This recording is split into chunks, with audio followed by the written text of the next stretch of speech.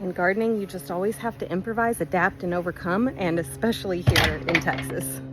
It's time for me to move the citrus out of the greenhouse because I just need more space in here, and also it's just so hot. I've already got lots of flowers on these plants and I really want to see them actually blooming.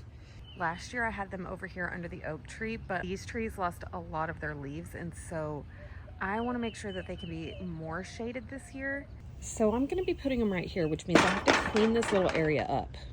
Adding this shade cloth should have helped a lot in this area, and if I need to, I can always stretch like one more over here, but I think that this will be a good spot for them not to get sunburned, and hopefully they will do a lot better. Citrus trees are kind of understory trees, and they need to be under some shade, especially in central Texas or Texas, because it's just too brutal for them otherwise.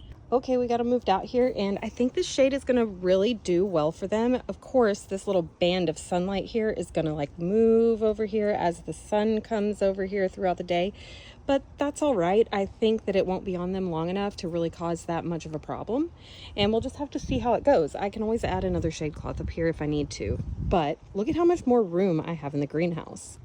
So much more room, but it's totally messy in here, so I'm gonna have to come out here later on this evening, or maybe even tomorrow morning.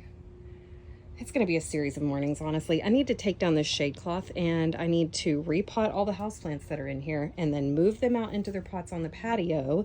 And I want to take this shade cloth down and just readjust it so it's all the way up at the pitch, and then put another one on this side of the greenhouse.